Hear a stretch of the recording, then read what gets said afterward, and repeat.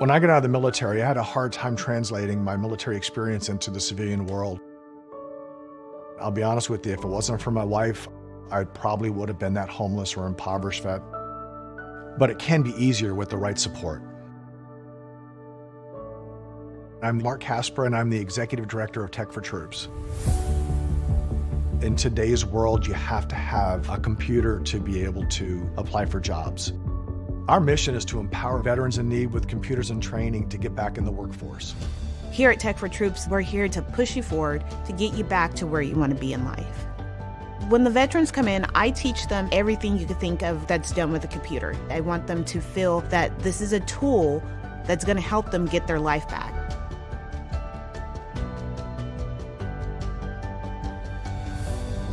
I went into a kind of a deep depression. Eventually, I lost my job and I was out on the street. The computer was able to connect me to the web, and I was able to start putting resumes out.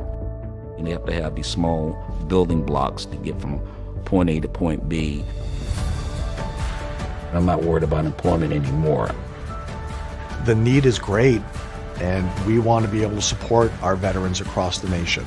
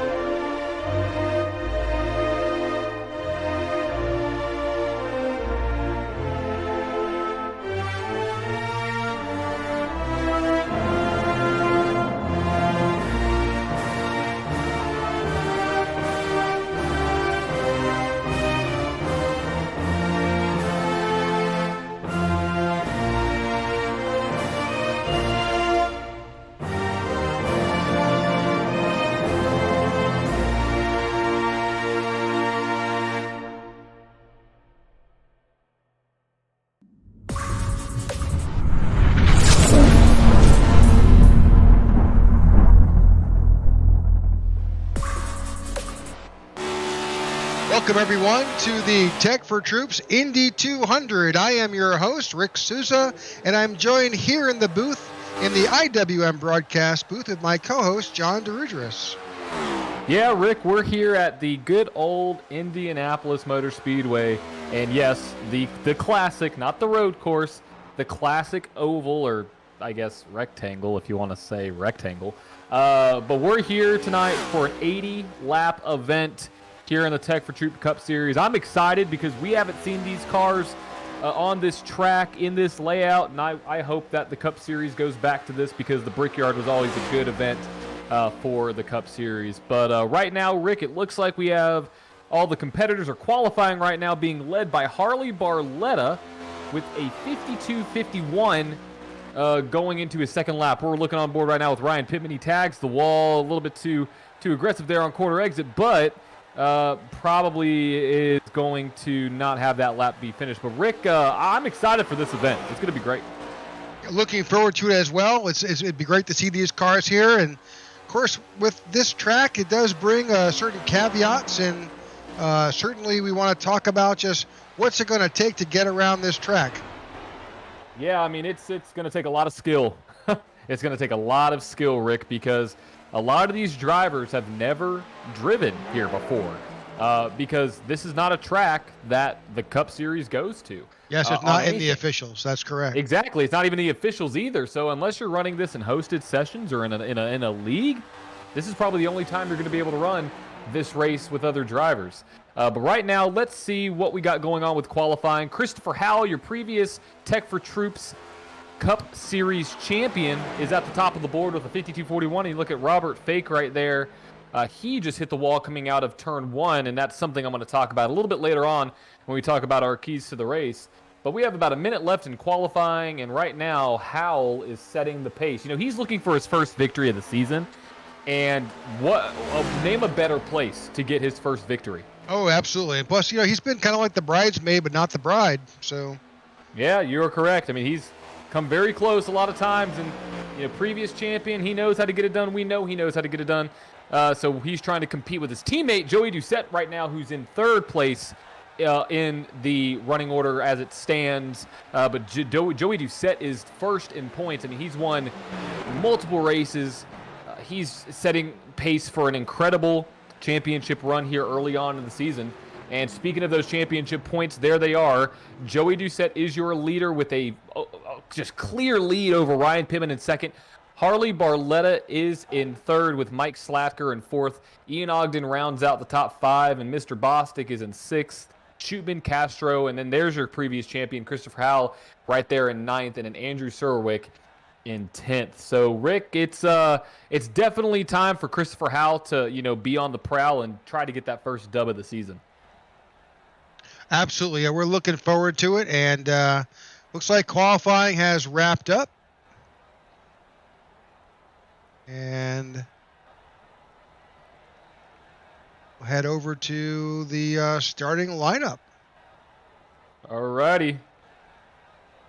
Gonna give a shout out really quick to Jason Parker over there on YouTube watching. He says, woohoo, it's ecstatic to be watching again. Good to have you out, Jason. But to start off tonight's event, here's your starting order for the Tech4Troops Indy 200. On the pole, you have Christopher Howell running a 52.41. Right behind him, Harley Barletta, his teammate, in third. Joey Doucette, his teammate, in fourth. Ian Ogden, they're all teammates. Average AJM is the top four tonight, followed by Ty Bostic in fifth, Alexander Schumacher in sixth, Ryan Pittman in seventh, Andrew Surwick makes up P8, Evan Amick and Mark Feeney round out ninth and 10th. In 11th, you've got Hermas Castro with a 25. In 12th, the 84 of James Williamson. In 13th, John Ledger returns in the 19. And in 14th, Austin Armstrong in that 13 car. In the 15th position, you've got Jeff Taylor in the 30. And Brandon Merrier returns in the 85 in the 16th position. In 17th, Joey Thompson in the 31. And the 18th slot, Ryan Andrews in the 74. 19th position is Alonzo King Jr. We've seen some great things out of this new driver. And in 20th, Jeff Nene in the 40. He may be in the car. We may see a number 1 on his paint, but he is the 40. In 21st, we have Marco Berube. And in 22nd, we have William Mann Jr. in third. In the 24 car, we have Jacob Walker. 24th, Jerry Botto. David Watts rounds out your top 25 with Brad Previtt in 26th. Sean Shootman starting in 27 and the 37. And technically in 28th, you will have Robert Fake.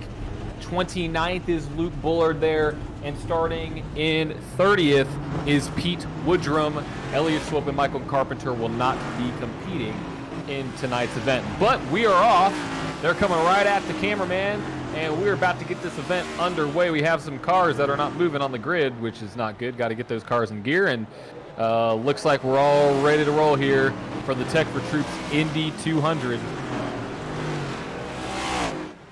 So, Rick, let's talk about my 3 keys of the race really quick as they're making their way around this very long, very historic racetrack. First, it's all about learning the track, learning where you are on the track, and learning how your car is going to respond specifically around other cars. A lot of these drivers do not have practice or much practice here around other cars, so expect to see a lot of learning going on early on. Number 2, passing zones. There are specific places you want to pass, there are specific places you do not. One of those places is coming off of turn 2, going into turn 3. You definitely want to pass there. You really don't want to pass anywhere in between corners because of how tight the racing is. And third, throttle management. What do I mean by this? Coming out of turn 1 and coming out of turn 3, your car is very light. It's easy to spin out. I predict to see some single car spins coming out of the corners here in turn 1 and turn 3 as they go on to what now is what that little short straightaway is. So 3 keys: learn the track, learn where to pass, and learn that throttle management, and that's how somebody will win here tonight. 80 laps underway, 60% fuel, so a 22 to 24 lap window here. One quick repair, and they have 4 additional sets in the pits. It's a hot one. Track temperature is pretty high here, so we're expecting a slick racetrack, Rick. But pace car is dove off. You're about to go back to green. Oh, to green. It looks like the outside row stacked up a little bit, and the inside row is stacked up as well, and we're off. Green flag racing here at Indianapolis Motor Speedway. We've got 30 competitors. We got a spin already. Big wreck in turn 1. Massive wreck. Actually, it's not as, it may be as big as I thought it was, Rick. Well, definitely a number of guys involved there.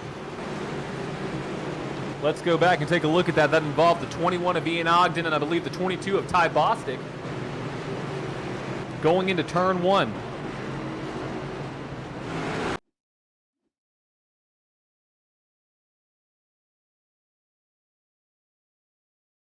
See if we can see just where this occurred. Oh, right there. Look at the 22 of Ian Ogden. Yep, let's see if we can get a far chase shot of what he's seeing here. Oh, let's back that up just a little bit.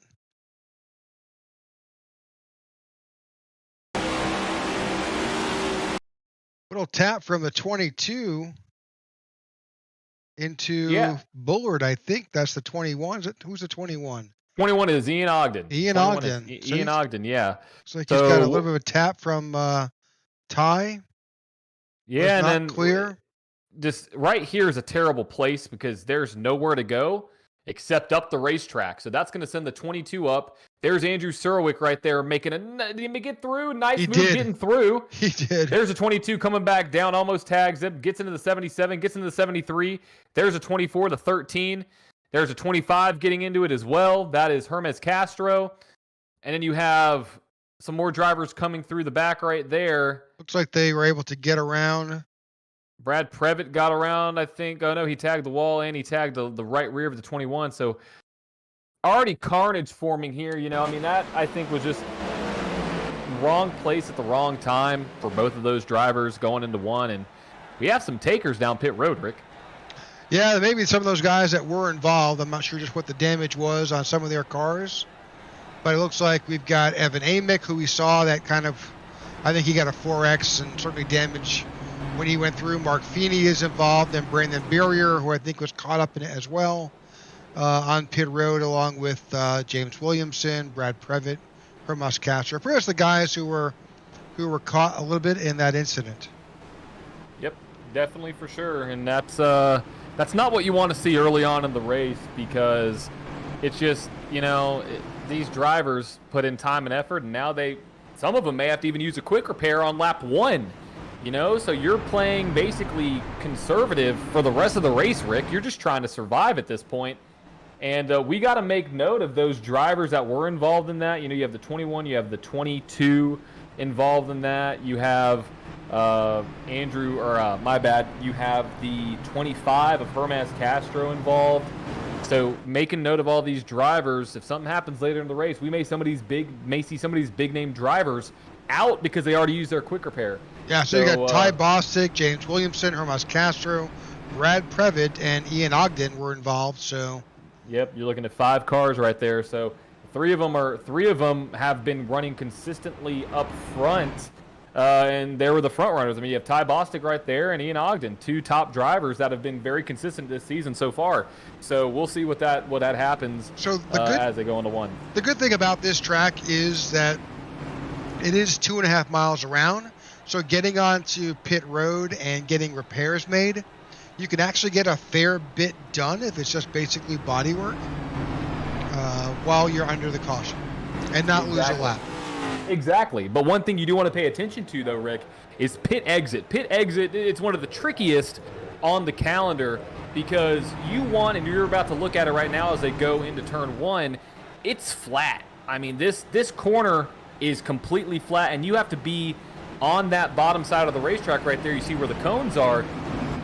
There's no banking there, so it's very common for cars to just start pushing up the track.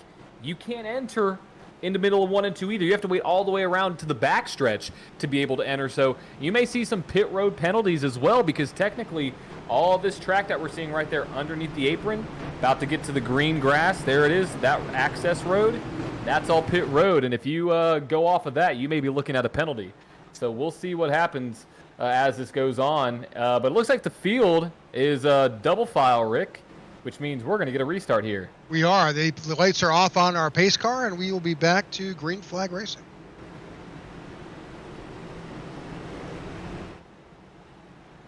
You know, I was just at Indianapolis Motor Speedway a few months ago, and I got to say, Rick, if you haven't been to that track for any kind of racing event, I would highly recommend anybody go. It's an amazing facility. It's the pit road is awesome. The seats are great. The sound of the cars are amazing. Went and saw some Porsches there. Saw Mr. Jeff Gordon drive a Porsche there. Came out of retirement and drove a race car. But Rick, this is a fantastic facility. It's one of the most historic on the schedule, or in racing, really. Yeah, it's got absolutely a beautiful hospitality center, and the way they take care of the spectator is just fabulous. Yes, it is. Yes, it is. And so here we go. Looking at the fan perspective now, going down on pit road, it looks like pace car's about to drop off. There he goes. And we're about to go green flag racing again. Have a little bit of an outside shakeup, but we're green. Here we go. Got some pushing on the outside between the 68 and the 81. Don't come down, 68. Oh, stay up there. Stay up. I was thinking the same thing. Here we go. Everybody is pretty spread out here. You have some people going too wide, but everybody is taking somewhat a conservative approach here. And here's a long back straightaway, one of the longest in motorsports.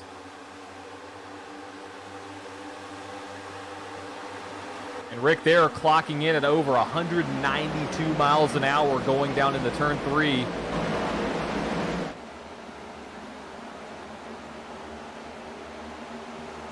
And here we go. First green flag lap completed here at Indianapolis Motor Speedway in the Tech4Troops Indy 200. Your leader, Christopher Howell. That's right, John. We've got the guys of Average Joe Motorsports are absolutely still running up top. Have a car on the wall.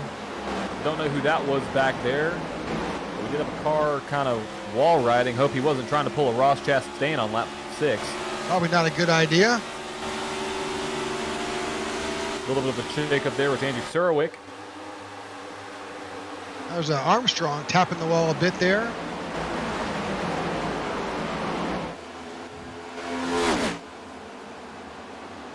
And right on the bumper of that 88 machine is the 68 of Alexander Schumacher, looking to get a good run off the corner, see if he makes a move going down into turn 1 to go below the 88. He's going to have a run. We'll see if he does anything. Just going to tuck in right behind there. I mean, look at that. I mean, that is just like, you know, follow the leader. I mean, that's impressive what that 68 is doing at the current moment. Well, with it's 80 laps, so you've got to bide your time here. It's a 2.5 mile oval track. And there's the move to the bottom side of Christopher Howell. Alexander Schumacher says, I don't want to wait for you guys. I'm going to go to the lead and check out. So here goes the 68. 88 gives up the lead. New leader, Alexander Schumacher. And we know he's been up front recently, so we know he knows how to get it done. Yeah, we've seen Alex at the front on numerous races, so he is definitely familiar with that. You can see just by that shot there, as these cars are coming off turn 4, just how close they get to the front stretch wall.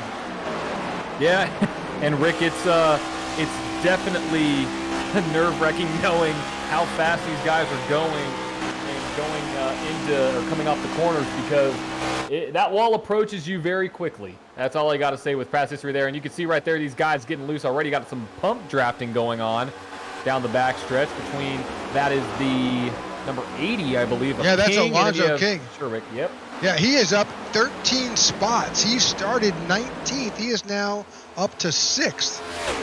Wow. We'll go on board with with Alonso and throw up his gauges. Let's bring up. Oh, we got a caution, Rick. Looks like that was coming out of turn 3, I believe, or turn 4, where we had that caution. I think Jerry occur. Batto may have gotten into something. Let's.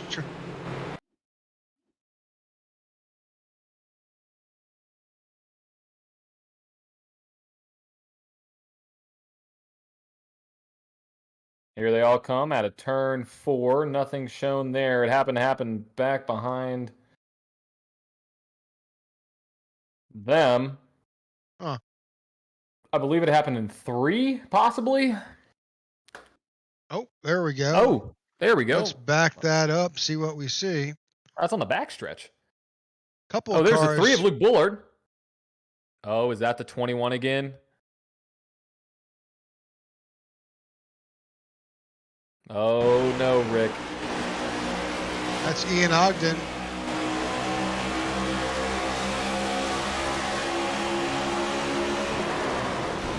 Gosh. Oh. Victim of circumstance there for sure.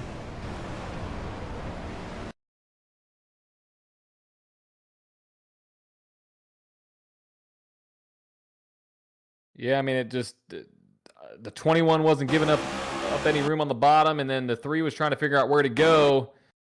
Kind of got in the back of the 34 of Mr. Bato there, so we'll see.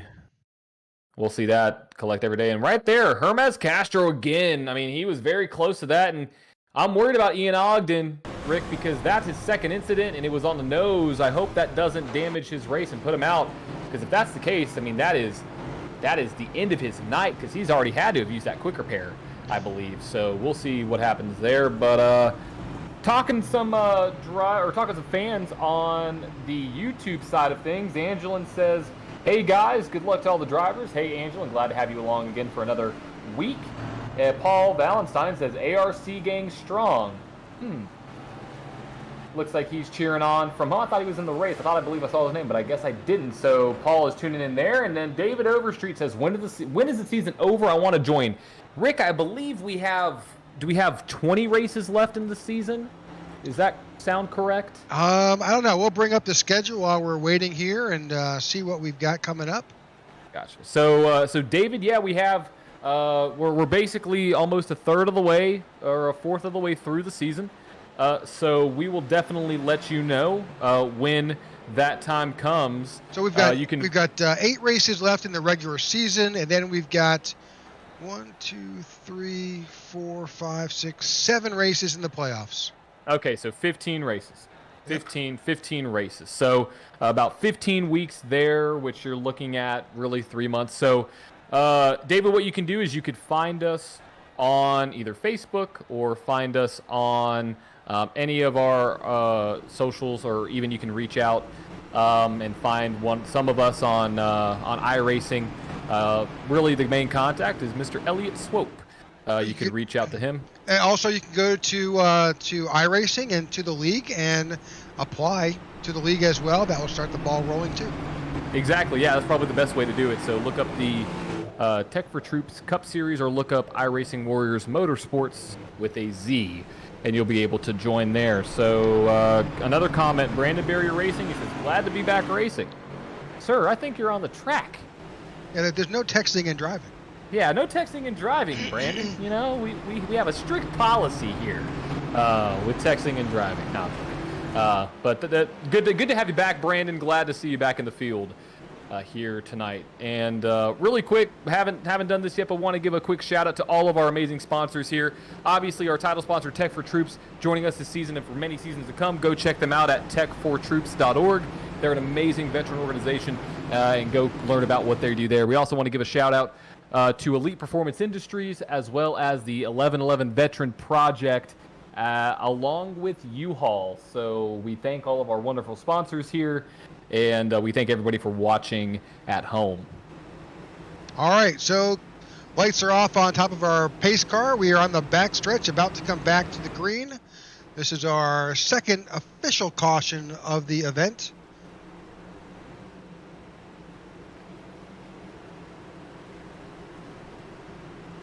11 laps are in the books, and we're about to go back to racing. Let's see if we can get some green flag laps here, because I'd be really interested to see how green flag pit stops are, Rick. They're very, very tricky here at Indianapolis, especially on old tires, because you know it's a long pit road. Pit road speed is very slow, it seems like. Oh, so you're gonna burn a full minute and 20 seconds getting on and off pit road. yeah, it's one of the longest on the schedule. But right now, pace car drops off. Field is stacking up. No Geico restart zone. So we're off. Green flag racing again here at Indy. Schumacher wastes no time in taking the lead, and all the AJM guys are in second, third, and fourth right now. Coming out of turn 1 entering turn 2, heading towards the back stretch. It's just a long track. It's 2.5 miles.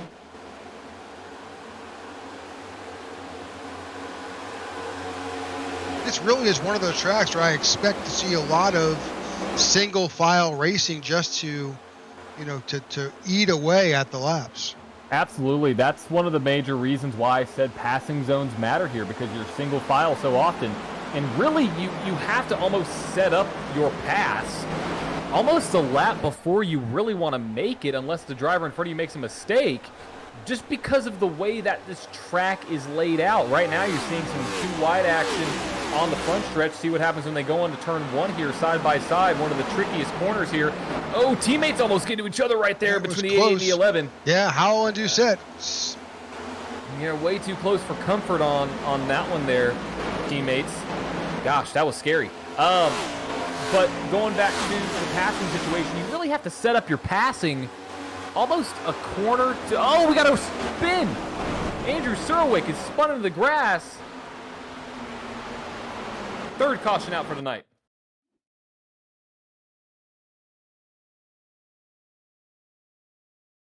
I think somebody got a little too aggressive with the side drafting. Could have been. That's Alonzo King on the outside there. Taps him in the left rear. Andrew holds it. And he does tag the inside wall, though. Once you're going for that spin, you're going to tag that wall no matter what. Got some left rear and left front damage. Not terrible, And, no. But certainly a lot of grass to pull out of that radiator. Absolutely, and let's just say I know Andrew was not very happy. If we keep on watching here, you could see him go kind of close to where that that number 80 machine is. So I know Andrew's not really pleased at Mr. King on that one. But, you know, that's what's, you know, you possibly could see that here, because passing is so important. You got to be aggressive with it as the field now stacks up on the backstretch, I believe. But, Rick, you know, that I don't fully would expect to not see again, because of, you know, how important track position here is, especially late in the runs. You want to be able to pass, but you just have to do it at places where you know you can pass. So basically, the front and the back stretch are the two best places on this track to pass. Yeah, absolutely. But I don't.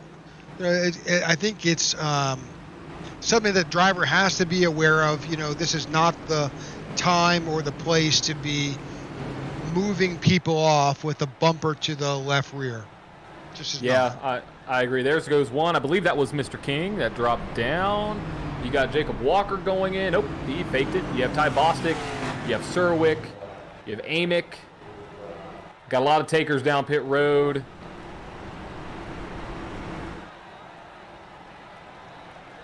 With 66 to go. And, you know, Rick, we're looking at a 22 to 24 lap fuel run here. So you have some of the guys in the back. You know, I don't mind this move, because if you do some math, let's say it's about 22 laps. So we'll go green probably at lap 17. That means you have to pit on lap 39. Just so Alonzo King came down pit road, but he didn't stop. Interesting. I'm not sure if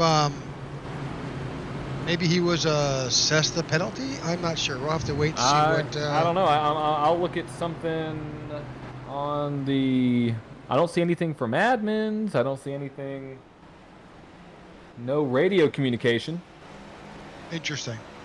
All right. Well, maybe we'll get some clarification from admin and see if there was any type of penalty assessed there. I know that there was certainly a more stricter view of incidents on track. Sure, absolutely. 100% makes sense. But that is I believe, our third caution of the night.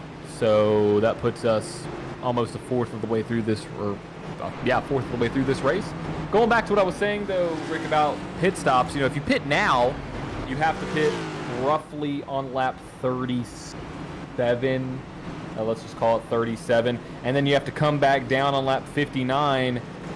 And then the next time you would have to come back down pit road is lap 81.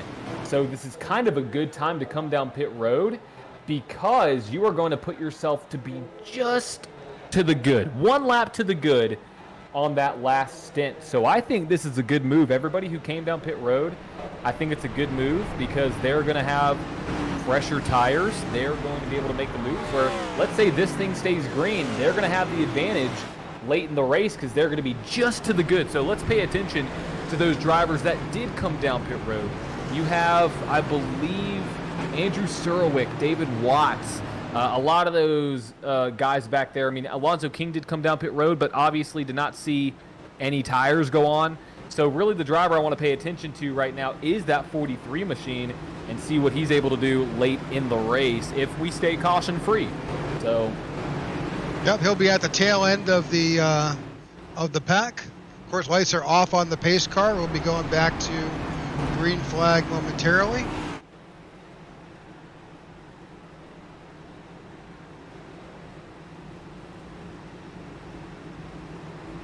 I want to give a quick shout out to everybody who is watching on any of our platforms now, whether that is on Twitch, whether that is on YouTube, or whether that is on Facebook. I want to give a shout out to all of you. And thank you for tuning in. Make sure to like and subscribe if you haven't already to the race and to the broadcast, because we want to reach more iRacing, sim racing lovers, and the YouTube algorithm definitely likes that. So we'll get shown to more people and get these awesome sponsors more awareness and more coverage, especially our title sponsor, Tech4Troops. So drop a like and a subscribe. We greatly appreciate you tuning in for tonight's event. It's going to be a good one. And Jason Parker says, killing it, speedsters. And with the dab emoji. So he's dabbing it on everybody out here. But right now, pace car looks like he's about to drop off. We're about to get back to green, Rick. We are coming up to the stripe. Or to the bricks. Got the 24 kind of out of line a little bit. Yep. I guess he's trying to see where that leader's doing. And we're off. Green flag again. 17 of 80 complete here tonight in the Tech4Troops Indy 200. A big jump by the number 68 of Alexander Schumacher. Great jump. He's got a swarm of 1111 cars chasing him down from Average Joe's.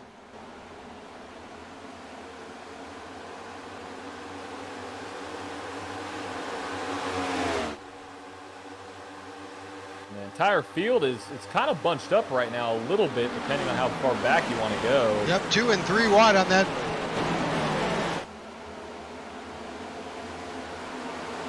Taking a peek a little bit back farther in the field, just getting a feel for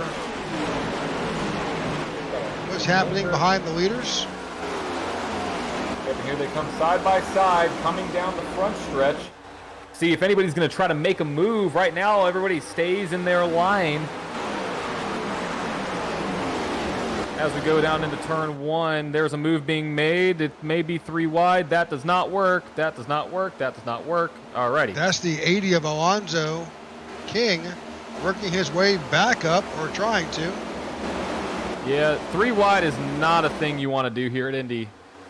We've seen that in Indy cars and Cup cars. I mean, no matter what car you're in, 3 wide just does not work here. You think it would, Rick, but in these corners it doesn't. The racetrack overall is relatively flat. It's not high banked, so there's a lot of, you're taking a lot of speed into those corners, and you can't beat physics. The the fact that that is going to throw you up high to the outside wall as you're making your way out and you're fighting against it, trying to apex the turn, it's just a challenging track. It is, and that's why there's really only, I mean, truthfully, there's one line you want to run, which is around that bottom.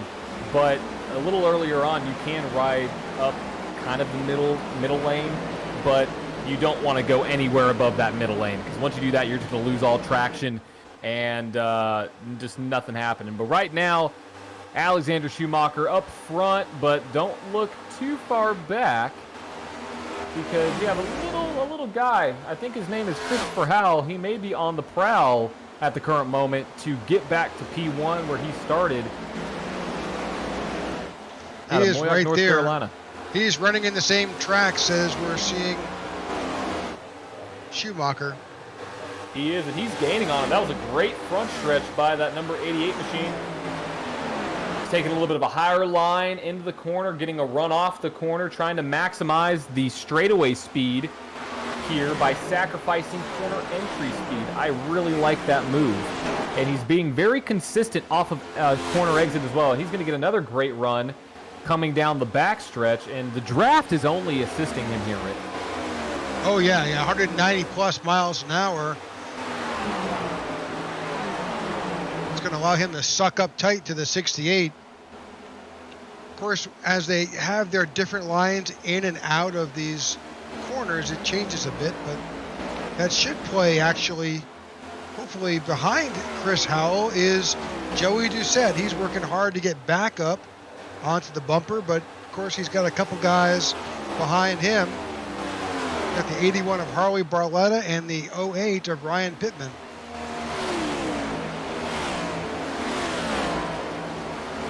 Yeah, Ryan Pittman's looking to grab a win here. He's second in points, doing a great job this season in that paint scheme that I always give a shout out to him in that NASCAR Racing 08. Love that car.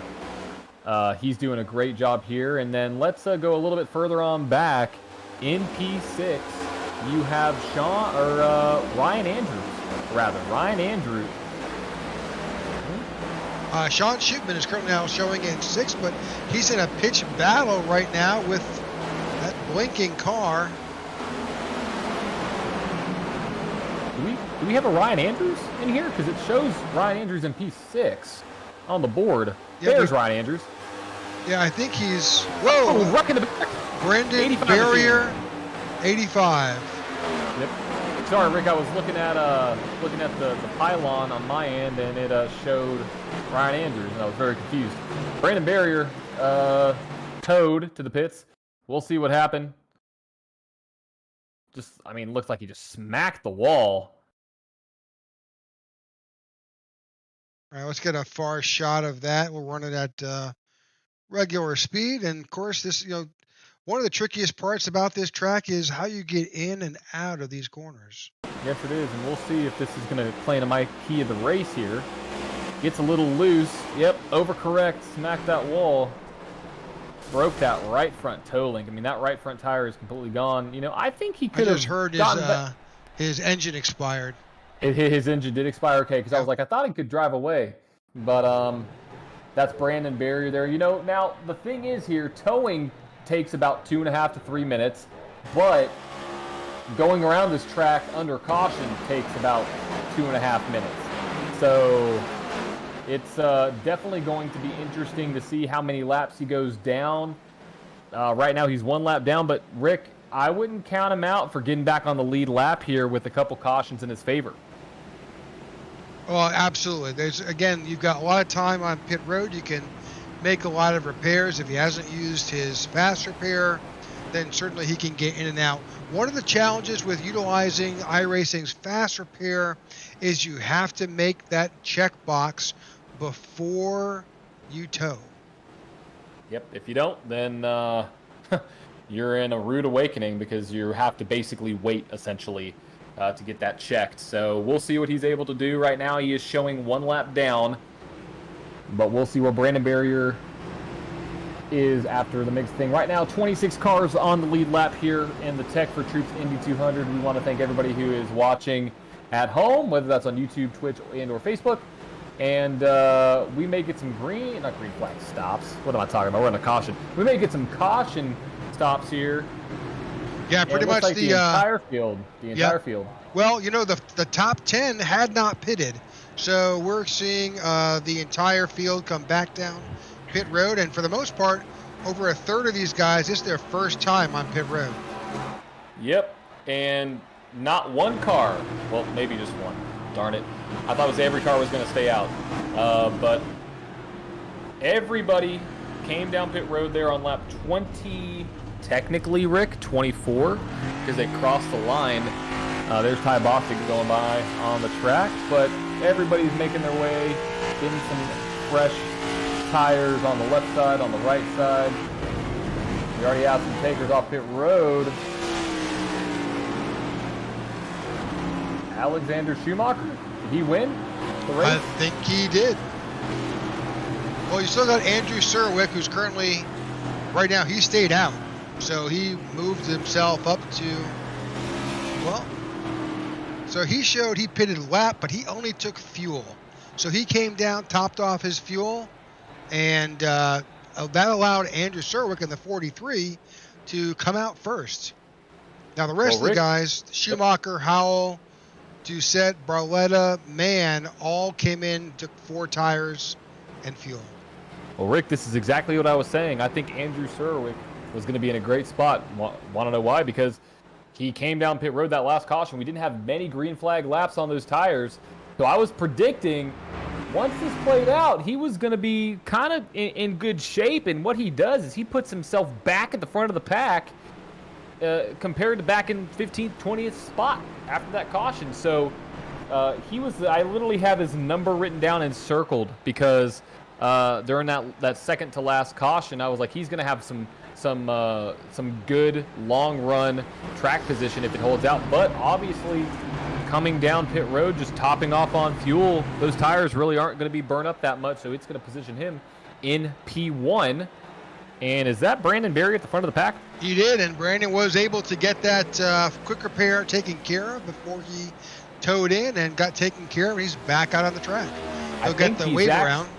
Yep, I think he is going to only be 1 lap down. Oh, he did let us know that he did check that mark for the quick repair over YouTube. So thank you, thank you, Brandon, for clarifying that.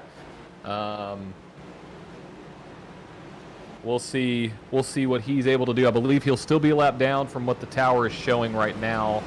So he will still have to wait for another caution, but still exactly what I was talking about, Rick. He got a great, a caution. Takes a while here, and he was able to get back in the race, and with only being 1 lap down and only one, cautions that we've had, puts himself in a good spot to get back on the lead lap. So right now, your top 5, Andrew Serwick, Alexander Schumacher, Christopher Howell, Joey Doucette, and Harley Barletta make up your front 5. That's correct. You've got William Mann Jr. out there, Jacob Walker, Evan Amick, Austin Armstrong, and Ryan Pittman round out your top 10. We'll see how this works for Mr. Serwick there, because his tires are going to be a little bit old, so I'm kind of worried on the long run, but we'll see what he's able to do here as time goes on. Got to mention Ian Ogden is still in the race after that last wreck that he was involved in P12. So I believe Ian's going to be good to go from this point on. So good to see that. Field makes their way out of turn 4 right now. We're still seeing that car blinking. Yep, that was, I believe, the 24 machine of Jacob Walker. But we're on green flag racing, and the 68 dives down to the bottom right behind Andrew Serwick.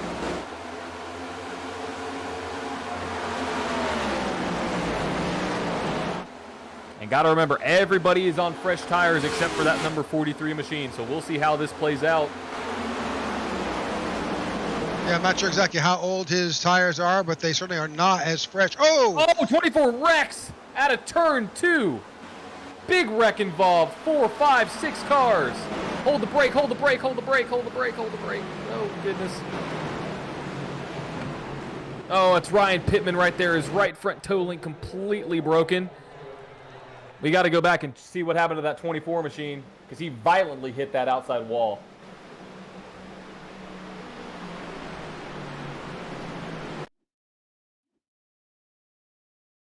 So that was the well, his car is labeled as the 24, but I'm not sure that exactly is the 24 one that we saw on his paint. So it is. Jacob Walker is the 24.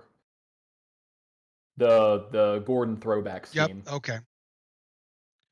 So that's William Mann Jr. to his outside. Oh. Rick, this is exactly what I was talking about. Yep. Throttle management off the corner. I mean, lost it, tried to correct it. Got the 77 of Evan Amick running into him. 13 of Austin Armstrong collecting. Ryan Pittman catches a nose. Ian Ogden made it through. Oh, look at the 77 car. Up in the air. There goes the 19. Oh, there's the 1. That's Jeff Nini hitting him. Tried to go high and was not able to get 3. The 3 he made it through. Yep. There's a 23 squeezing by. Hold the brake. There's a 91 of Bradley Previtt. Little contact. The 1. Let's see if we can go on board really quick with. I want to ride on board with the 77 machine. We can definitely do that. See what he saw because he went for a wild ride after collecting the 24 or getting collected by the 24, I guess. Let's back it up and see what we see from the 77's shot. Let's.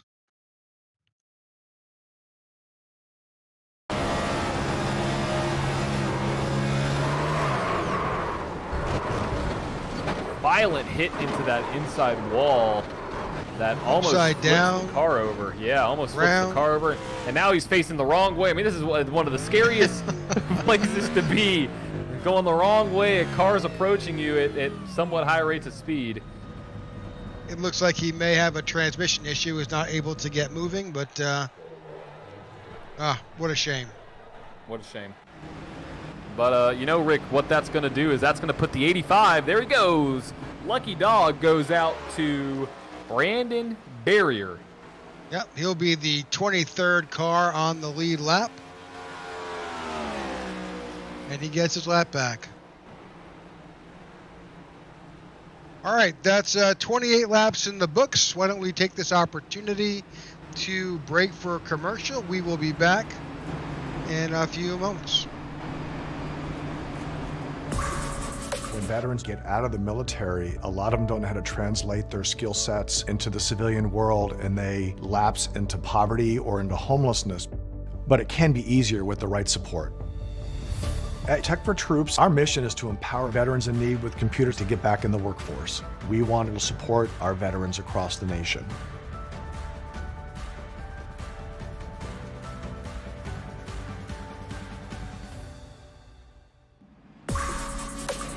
Okay, welcome back to the Tech4Troops Indy 200.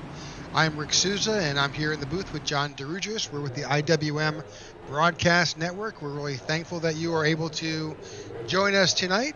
And if you could, like and follow whatever stream that works best for you. That could be YouTube, Facebook, or Twitch. But certainly, we would love for you to follow and stay up to date on what we're doing here at the IWM Broadcast Network, as well as the Tech4Troops Cup Series. You can find us here each week, every Tuesday and Wednesday nights. Tuesday nights is our Super Speedway League with the Super Speedway Kings. And on Wednesday nights, like tonight, you are here with a Tech4Troops Cup Series. We are just entering about a third of the way through, or a quarter of the way through the season. We've got 15 total races to go, 8 more for our rest of our regular season, and then we've got 7 more races of playoffs. Yeah, it's going to be a fun one. And right now, I mean, the clear favorite is Joey Doucette. Joey Doucette has been putting on a clinic here early in the season, and we'll see what he's doing. He's right now running in the 4th position. We'll see what he's able to do. So, got a couple interesting facts for you here, Rick, about Indianapolis Motor Speedway. Opened up I mean, it's over 100 years old. I mean, it opened up, I think, in the late 1800s, early 1900s there. And if you didn't know, it actually has a golf course in the track called the Brickyard Crossing Golf Course. The course goes back to the 1960s, but it wasn't until the 1990s that it became a major feature and developed into really what they consider a world-class golf facility. So Indianapolis got racing, you got golf. What else could you want? It's a racing and golf lovers' dream. And you know, with as big as the racetrack is, you could easily fit a golf course in here. No doubt. All right, our competitors are coming back to the bricks. The pace car has just dropped off the track. Green flag racing again, and there goes the 68 of Alexander Schumacher to the bottom side, right behind Andrew Serwick. Well, those last few laps probably took the shine off those new tires, so the 43 and the 68 are probably nearly the same speeds. We'll go back and look at some track times, but the last time these guys made it through, we'll take a look at their last lap speeds. Yep, and here they go. They're going to move by the 68 going to the high side. We'll see if the 43 gives up the bottom lane going into the turn 3, but the 68 has the advantage. Oh, not going to give it up. 43 drives into the side of the 68. They're still side by side, but 68 clears them. Close racing. That's a dangerous spot to pass, Rick.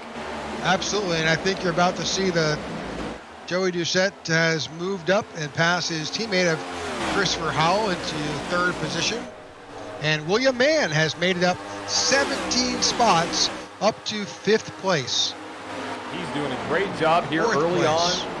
Yep, exactly. Doing a great job here. A little over 25% of the way done. We got a car loose out of 2, or out of 1. We're able to save it. That's a group we want to pay attention to right there. A lot of, as they come back in, they're having to counter steer a good bit as they're coming off. And that's one of the keys as a driver that you have definitely got to get to manage, because there is a little bit of counter steering that you will have to do as you're coming out of these turns. Absolutely. This is a great battle between all these drivers right here, and we definitely want to stay with this pack, because there's going to be some action, I believe, on the front stretch as we have a car passing. Here we go. Got some passing going on. 25 of Hermes Castro on the outside getting past there. Oh, a little contact being made between those two cars as they battle down to the 1, and the 25 drops back. Or my bad, the 10 drops back. I'm not sure who that 10 is. Ryan Andrews. You may see him on the board as we bring up as a 74, but his paint scheme shows him as a 10. Yes, so got to pay attention to that right there, just so you know. Yep. And there's the 25 and the 29 right there, Castro and William Mann Jr. trying to get around here. And there's some battles behind them. That's the 80 of Alonzo King working his way back up. If he's going to try to probably make a pass right here, he has a great run. Let's see if he's able to do it. He chooses not to, but he's right on the back door of Sean Shootman there. Now, as these tires begin to wear, you are definitely going to see the change of the driving lane and how these guys approach these corners, because that is going to begin to push significantly, and you're going to have to back out. And in doing so, that you will at that point become vulnerable to getting past. Absolutely. Rick, let's go back up to the leader, Alexander Schumacher rather. The 11 of Joey Doucette is on the prowl. Sorry, Joey. You're on the prowl. I know that's your teammate's name, but you're doing it well. Or sorry, Christopher Howell. I had to say that your teammate was on the prowl right there, because Joey Doucette is making his way up, trying to catch the bumper of the 68. And Rick, if Joey Doucette can get another podium spot here, he is looking to basically put on an absolute clinic, just half the way through the regular season. I mean, he's already had multiple wins. He's been in the top 5 almost every race, top 10 every race, I believe. So he's putting on a great show early on. So the last lap, Joey Doucette was a 10th faster. Actually, I'm sorry, 3/10 faster than Alexander Schumacher. And you're seeing that directly translate on the track. He has made up that distance, and he is just 4/10 behind him. Right. Definitely a lot of draft is playing into that too, because he's able to get such a big pull going into turn 1 and turn 3. Oh, 68 a little bit loose, and that's what you're going to see here is these cars will want to, the back end just will want to go out on you coming out of the corner. It's easy to lose it. But 35 laps into the 80-lap event. We thank you for tuning in to the nice Tech4Troops Indy 200. My name is John. Got Rick in the booth. Glad you're joining us here tonight watching these Cup Series drivers out here. And you're seeing a number of battles throughout the field. We'll kind of take our way back through the field a bit and highlight some of these other battles that are happening just away from the front. Yep, there's the 80 and the 43 machine. Oh, 43 in the wall. Tag the wall a little bit. We saw that 80 get into the back bumper or get into the left rear rather of that number 43 machine. And there, I believe, is his teammate, the 23. That is Taylor. That's Jeff Taylor. Jeff Taylor. Yep. So we've got to talk with a few of these drivers about their paint schemes. Their number is 30 on the track, but the car paint scheme doesn't match. So that's always a challenge with us broadcasting. But Yes. we'll try our best to kind of highlight these drivers. Oh, there we go. Oh, wow. Well, we Well, saw Rick, that. That was 2. That's the second time we've caught incidents tonight. So we're on a roll again. That's the 43 of Andrew Serwick getting spun. Again, second time getting spun here tonight. That 10 car, which is actually the 74 machine of Ryan Andrews. That's Taylor in the 23, the 10 car behind. He just dove in but unfortunately 39 tried to. Yeah, that's just unfortunate there for those drivers, and hate to see that for Mr. Serwick. You know, he was trying to play some track position game with tires. He was dropping back. So we'll see if he has that quick repair left. Doesn't look like he has a ton of damage on that car, but certainly there's definitely some body work. Yes, there is, for sure. So hopefully he's able to make it around. But Rick, let's see. Where are we at? 37 out of 80. So we probably may see some takers. I don't know. Maybe a little bit early. Yep, to do that. They last came in on lap 23. That's basically just 14 laps. But again, as you said earlier, it's really the long strategy, the long game. So we'll see who comes out. We will see. Here we go. Is it going to be a fake? I think it's going to be a fake. No. No, it's not a fake. Wow. Welcome to the field. Interesting move. Well, hey, Rick, I'm going to tell you something. So remember earlier in the race when I said if you come down on that second to third caution that we had, you would pit on lap 37? Look what lap it is, 37. These guys know exactly when they need to come down, because what that's going to do, they'll pit on lap 60, then they'll pit on they would have to pit on lap 82, but 82 is the end of the race. So these guys know that this is a money stop. This is going to put them back on cycle, and everybody came down pit road. See everybody. We'll see who gets off of pit road first.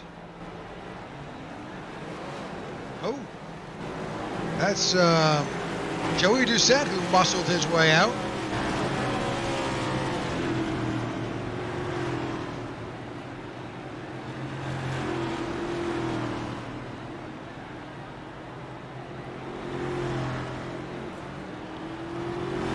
All right, we'll go back up front. A number of cars stayed out. Evan Amick, Brandon Berrier, Bradley Previtt, and Jeff Nini, I think, are currently sitting behind the pace car. I believe Jeff Nini is a lap down. Jeff Nini, is at least 1 lap down. he is 8 laps down. 8 laps down. But what that's going to do is that's going to put Brandon Barrier, Bradley Previtt, and P1, P2. We'll see if they stay out here. But Rick, I got another Indianapolis Motor Speedway fact for you and everybody listening on tonight. Enlighten So, us. did you know that the longest Indy 500 happened in 2004 with rain delays stopping the race 3 times, causing the longest broadcast with a record-breaking time of 8 hours and 22 minutes. Gosh, that is a long time. Just think about that, Rick. You know, we're here for an hour and a half, 2 hours. I mean, imagine quadrupling that at this track. I mean, it's a long time, especially under rain delay. So the longest Indy 500 ever was 8 hours and 22 minutes. That's another Indianapolis track fact from your historian John Drudris under caution. So, well, thanks for that, John. So I'm curious to see what's just happening. The lights are off in the pace car, and you've got the 91 and the 1 or the 40 of Jeff Nini out front. right. So Bradley Previtt on the pylon, it says he is the leader. Yeah. Yep, he is the leader. I thought Jeff would have gotten did he get a wave around? Jeff did not. Jeff did not get a wave around. Okay, it looks like he is working his way back to the tail end of the longest line. So Also, did Brandon Barrier come down pit road then, I imagine? He did. He Yep. did? Okay. Yep.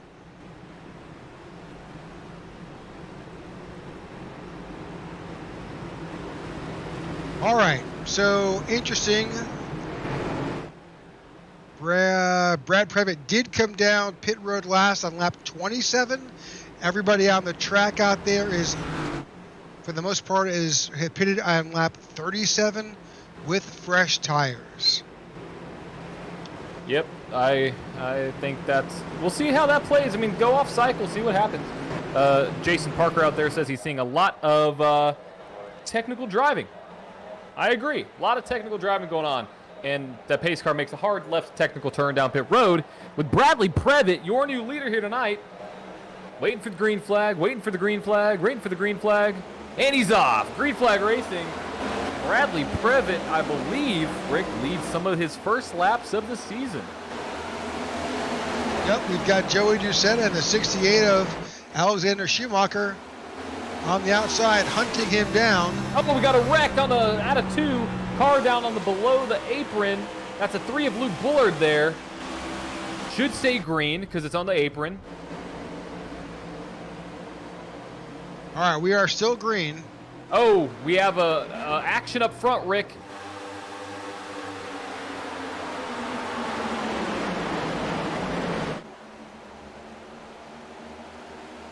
Okay, Brad Previtt dropping back, but that's going to put Alexander Schumacher and Joey Doucette to the point here at Indianapolis Motor Speedway. You see everybody sliding off the corner. That's fun. On lap Go 41, back and see if we can see that pass. Yep, halfway through. Alexander Schumacher is your leader. It looks like the 91 just didn't have enough juice really in that car. As he made way, he did tag the wall a bit. That definitely did not help him. No, definitely slowed down the car for sure. All right, we are back to live action here. Car almost in the grass. Yeah, I mean, that is underneath that number 91. I believe that is Marco Berube, possibly.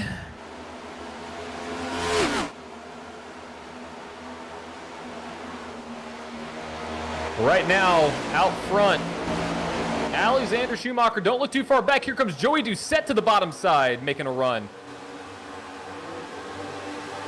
Maybe not enough juice. We'll see what he's able to do going out of the turn one. He's going to force it. No, he doesn't. He lets that 68 drop right in front of him. Set up another pass. Here we maybe see on the back stretch. Oh, goes out of the bottom side. The 68 let him go. That's what I read there, Rick. Yeah, well, you know, you're 42 laps in. You know, there's a lot of racing left. We have a comment from Kevin Carroll. Let's go Bradley Previtt. Shake and bake, Brad. Oh, and we have a caution. Well, we shaked and we baked a little too hard. Well, let's look back. That was was that Alexander? That wasn't Alexander Schumacher. Who was that on the radio? Is it Andrew Serwick? That's Mark Feeney that just got in the wall. I'm It's looking right for the behind incident. Bradley Previtt. Yep, right here. They're 3 wide going into turn 3, Rick. You can't do that. You can't do that. So you're saying it was our leaders? No, it was behind them. It was behind them. My bad. My apologies. It's right there, I believe, within the 10 car, the 80 car, I believe. That car's in the wall. That was Castro grinding on the right side. Oh, I see some cars kind of scattering. I don't really know. Yep.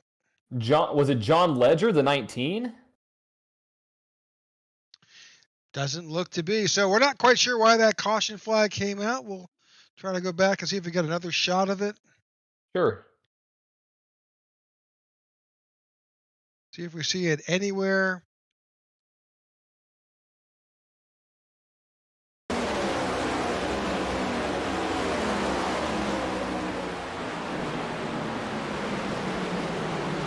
I think that's under caution currently. I don't see anything. There's that 3 wide that I was talking about. You have Feeney, Andrews, and Alonzo King.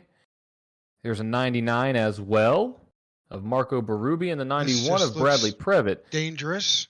This is what I was talking about right There's here. contact with the 10. Kind of forces that 80 of Alonzo King down to the bottom side. I felt like this is where the caution was. Just don't see it. Yeah, let's keep on following this group. The leaders are making their way around turn 3 and 4. There's Mark Feeney up high. Yeah, we're as confused. I'm as confused as you are, Rick. I don't see any caution, anything that would have brought out a caution. Huh? I don't know. All right. So in lieu of us, we're as confused as you are if you're the viewer watching. We don't see it. We haven't heard it. We're not able to pick it out. But what we do know is that we are on lap 44 and our 7th caution of the evening has come out. Interesting. It's another caution, so I have another track fact, and I love this one.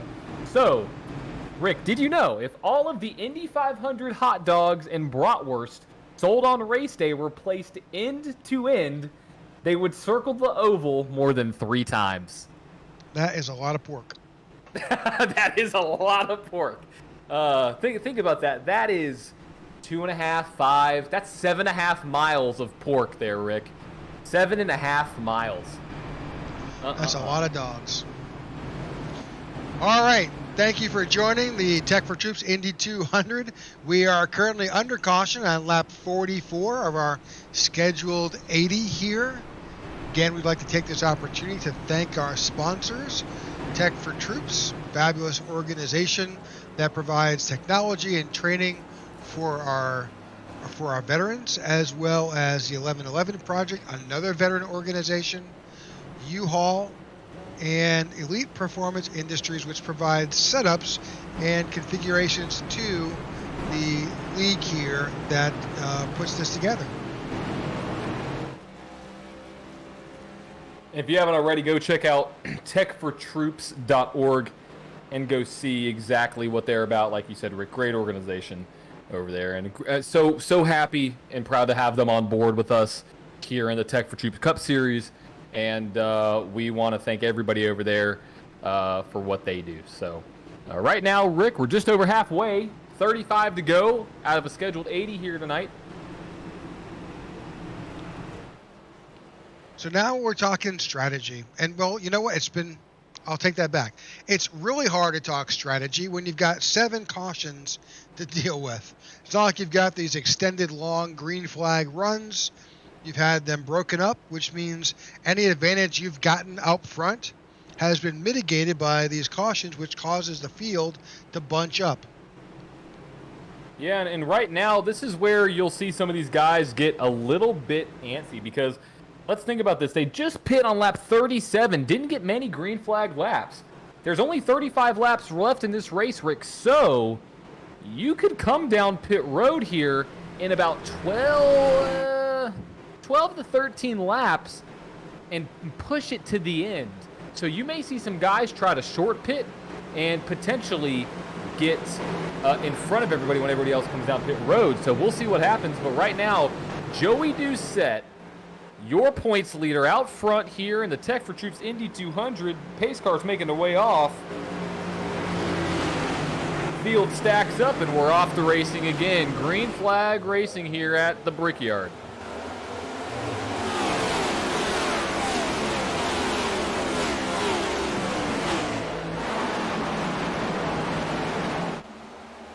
Joey Doucette. Teammates out there. Sorry, they kind of got into each other, I believe, a little bit. A little bit of contact. Joey Doucette has jumped out to a pretty good advantage. Good Alex Schumacher right on his tail. Christopher Howell he's got to behind. run. He's got to run. See if he's able to do anything with it. I think he's just going to try to pressure, going to go fake it to the bottom.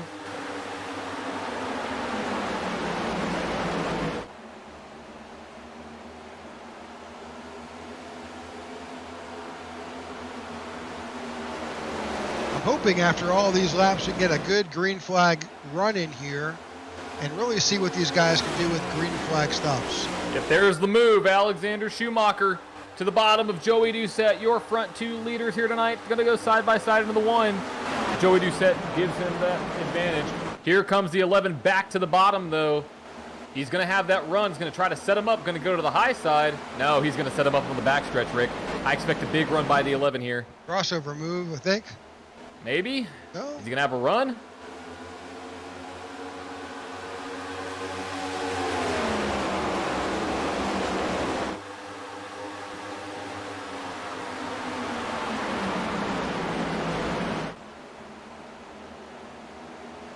He's biding his time out there, John. Yeah, just kind of playing it safe. Don't look too far back, though, because Christopher Howell, Mr. Christopher Howell is on the prowl. You've got Hermas Castro back there sitting in 4th. And Harley Barletta right behind Mr. Castro. And then don't look too far back. Last week's winner, Alonzo King, up 13 spots. Don't look too far back from him. William N. Jr. up 15 spots. So a lot of these guys trying to make their way to the front and grab a win here in the Tech4Troops Cup Series. Look at Ian Ogden back up to 8th and working his way back up from those incidents he was involved in. Good for him. Yeah, he needs a good run, Rick. He needs one desperately. I thought he was going to be out of the race, but that's awesome to see that 21 car battling up in the top 10 as everybody is single file after they come out of turn 4. Oh, Mark Feeney, hold on to it. He saves it. Oh, wow. We need to go back and see if we can get some in-car footage of that because Rick, I thought it was done for that 73 machine. Go back and look. He was fishtailing off the corner, not a place you want to fish at.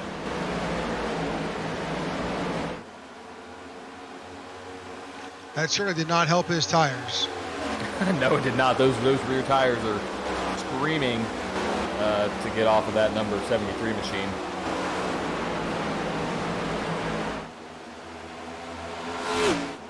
Back up front, looks like our leader, Alexander Schumacher, got a pretty good, got 0.44 seconds over Joey Doucette. But Joey and his teammate, Christopher Howell, are now nose to tail as they try to chase down your leader. Yeah, you may see some teamwork here between those two guys. Maybe try to bump draft. If I was the 88 machine, I'd try to get my teammate back. Oh, 68 tagged the wall. 68 drove a little too hard, I believe, coming out of turn 1 there and tagged that outside wall. This is going to get a great advantage for the 11 and the 88 to make their way up to the back bumper of that 68 machine. Ian Ogden has also made his way around Alonzo King, so the AJM guys, which are Joey Doucette, Christopher Howell, Harley Barletta, and Ian Ogden. My bad, Harley Barletta got around the 80. They are all running in the top 8 right now, so strong running for the average Joe Motorsports drivers. Here comes the 11 on cue. They have pretty much eradicated that time delta that Schumacher had, and they are right there. You know, Rick, in all of my years of watching racing, I've never heard somebody say eradicated when referring to the delta between two cars. Well, I like that. I like that. Every day is an opportunity to exercise your vocabulary. Yes, it is. Yes, it is. I'll have to remember that when in a future broadcast, because I like that. That's a good term. Eradicate, mitigate, we got them all. We got them all here in the IWM Broadcast Network. Thank you all for tuning in. We have 30 laps to go. And we have a pass for the lead. Here comes Joey Doucette, your point leader, to the bottom of Alexander Schumacher. Get a little bit tight here. They come battling off the corner. He's going to have the advantage. You got some side drafting going on right now. The 11's going to have the position. We'll see what the 68 does.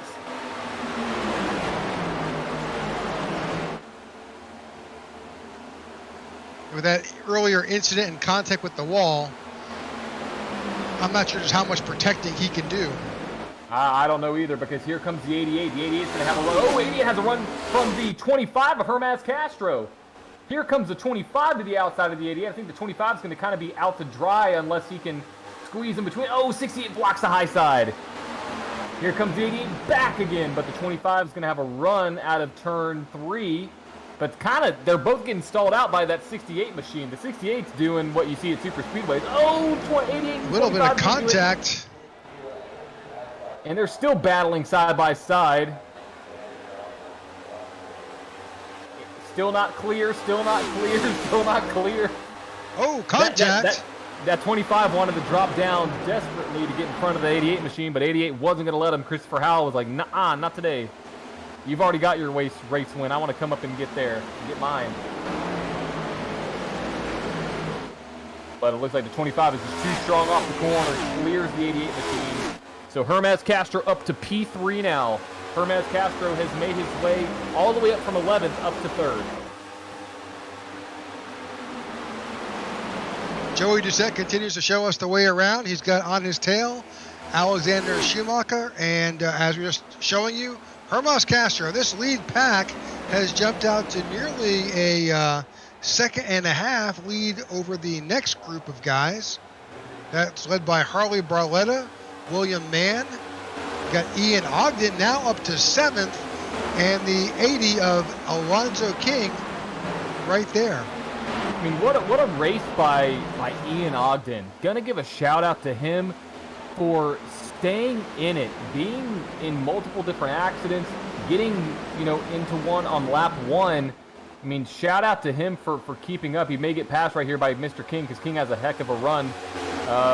Maybe he just backs it off, but shout out to Mr. Ogden there for keeping his composure and getting back into it, getting a good run. We have another pass right now. Alexander Schumacher is getting passed by Hermaz Castro.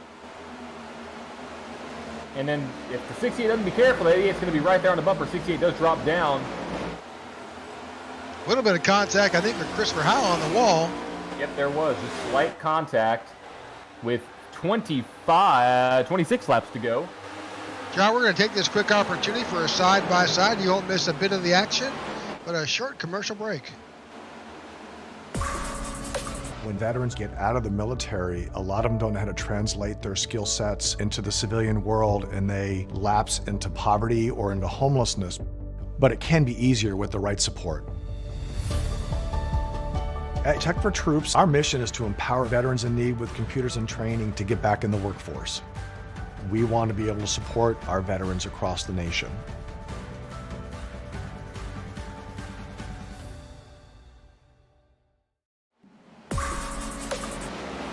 All right, thank you for that. You're welcome back to the Tech4Troops Indy 200. We are here watching a clinic now being put out by these Average Joe Motorsports, these 1111 cars. They have just done a fabulous job.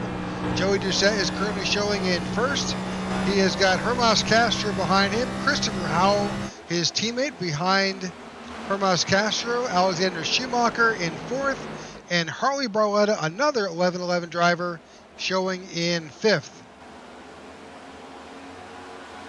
In sixth, you have William Mann Jr., followed by Alonzo King in seventh. Ian Ogden rounds out your top eight. Jeffrey Taylor in ninth, and Ryan Andrews in P10. There's Alonzo King, last week's winner. Running strong there in P7. There's Ian Ogden there, back now to P8. Jeff Taylor, I believe this is his first race, Rick, out of Rocky Mount, Virginia. John Shipman is back there in 10th. Mark Feeney has survived that crazy event that we saw earlier, and he's back up to 12th position.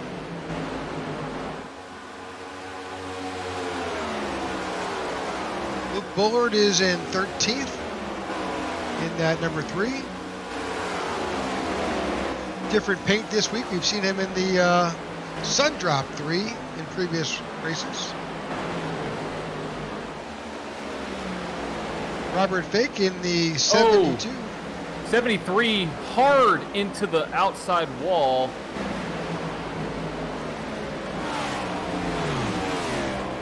Got some nose damage on the right front there, Rick. Yep, a little bit. Ian Ogden is on pit road. And we have a big pass for the lead. Hermas Castro is your new leader, Rick. I don't know how that happened, but it happened. I mean, first thing you know, you have Joey Doucette out there. Now you have Hermas Castro. Do we have I don't even know when he took the lead.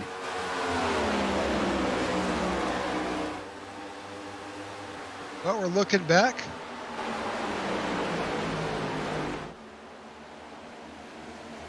Ooh, the 11 car is definitely loose, Rick. Yep, tires are definitely a factor.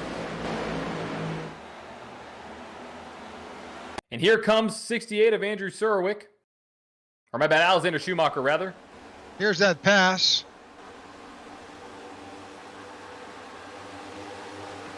Aggressive move. Whoa. On the outside.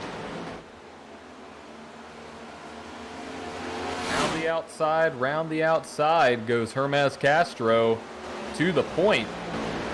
And Joey Doucette is struggling there, Rick. He is about to get passed by Christopher Howell. Well, I think we're seeing a lot of these guys down on pit road. Harley Barletta, Andrew Schumacher, John Ledger, Ian Ogden, and Andrew Surwick are on pit road right now.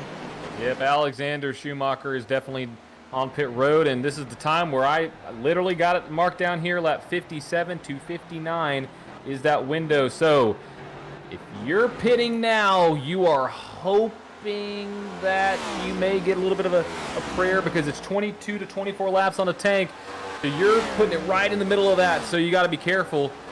But we'll see how this field shakes out once these leaders make their way down pit road. Now, Rick, I want to give you a little bit of update on exactly where each driver stands in the top 5 in the point standings. Right now, Hermas Castro is actually 8th in points with 1 win, so this would move him up significantly in points. In second, Christopher Howell. Christopher Howell is in 9th in points, looking for the first win of the season.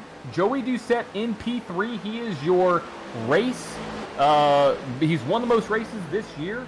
He is first in points, 6 top 5, 7 top 10s. Alonzo King got his first victory.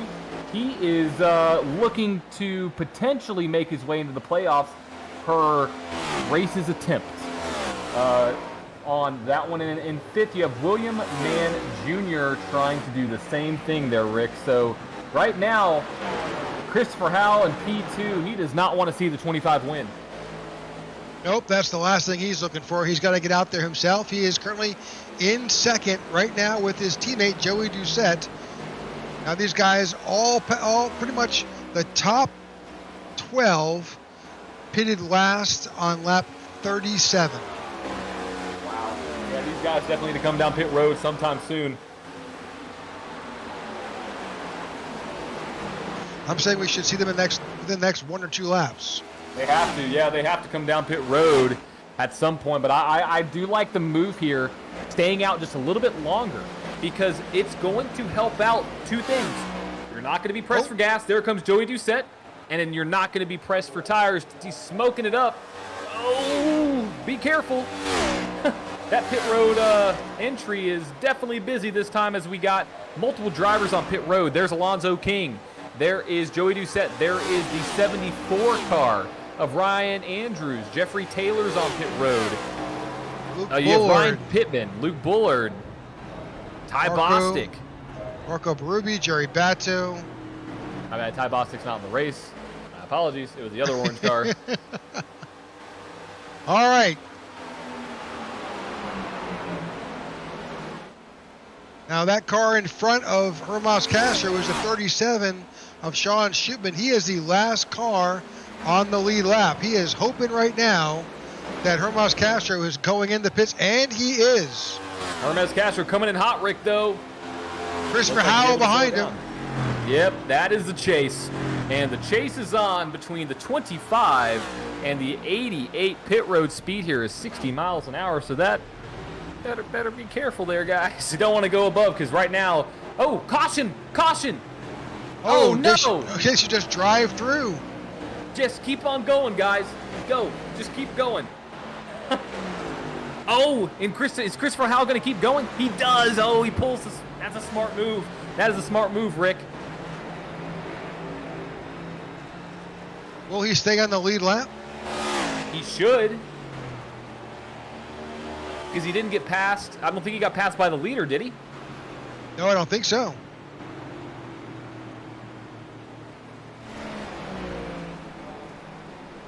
Oh, here we go. Excitement, excitement with 18 to go.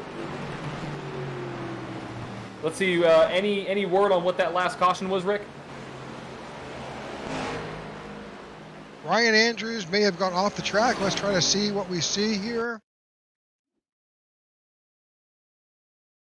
Yep, there's the 10. Oh, Rick, we talked about this. Coming off of pit road. We'll watch this live. Just floored it, and there she went. Yeah, when you got a car sitting right there on pit exit, dangerous place to be. Did he go back on the track? Oh, that's why right there. Oh! Wow. Was that William Mann Jr. that he almost hit, I believe? It could be, yeah. Yeah, not the place where you want to rejoin, especially with cars coming at you at 192 miles an hour.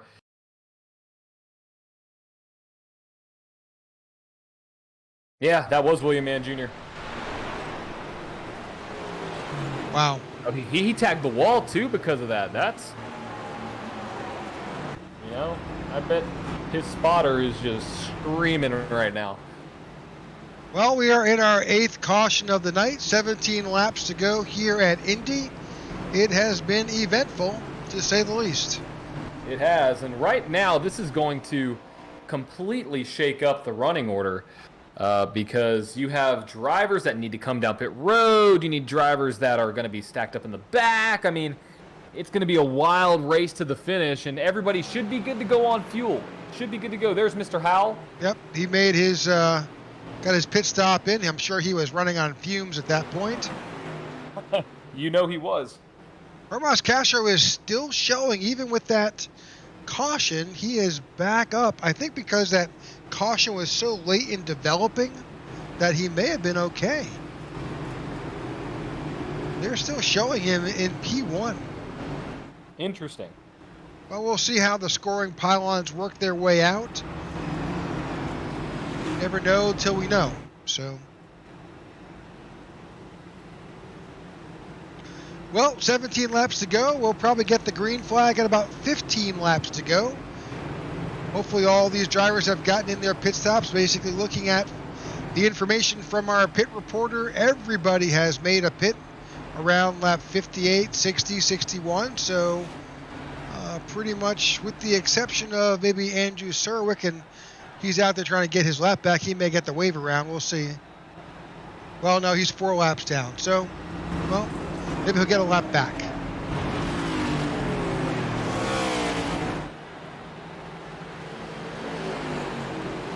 Well, Rick, before we go green, I have another track fact for you. So, I don't know if you know this, but for everybody out there, obviously, you know, it's known that people kiss the bricks whenever they win at Indianapolis Motor Speedway, but do you know why? Well, if you're wondering, the tradition of kissing the bricks was started by NASCAR champion Mr. Dale Jarrett after he won the Brickyard 400 in 1996.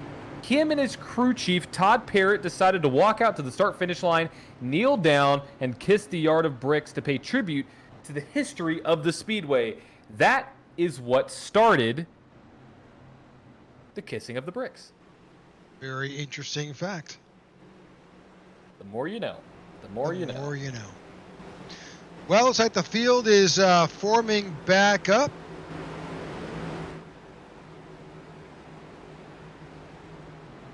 Lights are off on top of our pace car. So we're about to go back to green. We'll cross that stripe with 15 laps to go in the Tech4Troops Indy 200. And Rick, right now you have 2 drivers out front that have been very aggressive. And I think that aggressiveness is going to continue as we approach 15 to go. And don't look too far back, though, because you have Alonzo King, Harley Barletta, Joey Doucette to get another victory. And all the way back in 14th, Christopher Howell. He's definitely going to have to be on the prowl tonight to get his first victory of the season. Here we go. Green flag racing here at the Brickyard. Oh, 68 moved way down, forcing the 25. It's forcing the 25 down. The 68's going to have the advantage. That was definitely a very strategic move to try and push Hermas Castro down to the stripe. Oh, Castro gets to the out. Yep, he gets into him a little bit. They're still going to be side by side. 25 is not clear yet. They are battling aggressively. Oh! Whoa! Oh, Rick, this is awesome racing between those 2 guys as they tag each other. And the 25 drops in behind. Here comes Harley Barletta. Well, I think they may have realized that all this battling side by side. Big run. Now the 25 to the high side. 3, 4 wide. Oh, geez. Oh. What a battle between Castro 68 and forces Schumacher. the 25 up. Oh, hit the wall. 68 tags the wall. They are pushing as hard as they've pushed all race, Rick. Wow, that was fun. 14 laps to go, 13 at the stripe. Hey, Rick, I don't think that 25 is too happy with how the 68 was racing right there. We'll see what happens, but that was entertaining. Here comes 25 again. Is he going to have a run off the corner? He has a slight run. We'll see if he's able to go to the bottom side, or he's just going to tuck behind the 68 of Alexander Schumacher. 12 laps to go, 13 laps to go, rather, here tonight at Indianapolis. I think also you've got to be concerned if you're one of those guys up front. All those shenanigans between the 2 of them has caused the 81 of Harley Barletta to close up.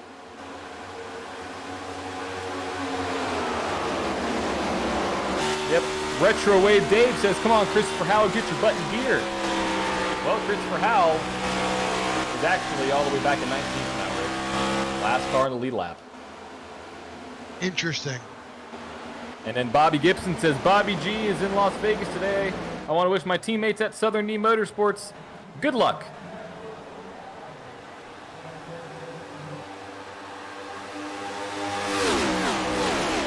I think Luke Bullard is a Southern Knee Motorsports guy. I believe so. He's currently showing back in 6th. Looking to make a move potentially, and looking to make a move is that 25 machine. 25 has been stalking the back door of the 68. He's going to have a massive run here, Rick. Here it comes. He's going to try to pass. Or he's just going to bump draft him. Oh, gosh. Bump drafting at Indy. It can be done.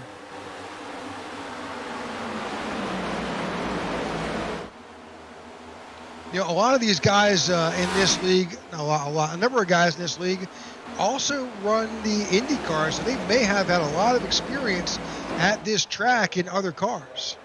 Here we go. I mean, that 25 is pushing that 68 right now.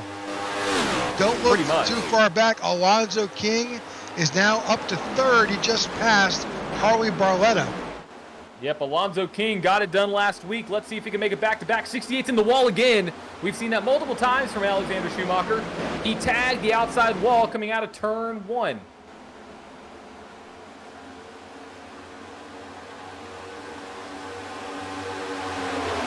Alonzo King looking to make his presence known. Well, he's got the 11-11 guys behind him, Harley Barletta and Joey Doucette, right there on his tail. Right now, Rick, what this battle is telling me with these 5, 6, 7, 8 guys up here, someone's going to push their car a little too far. And here we have a pass. Here we go. We have Joey Doucette to the bottom of Harley Barletta and Hermes Castro to the bottom of Schumacher. Schumacher's going to force him all the way to the bottom side of the track, going into turn 1. Here we go, side by side again.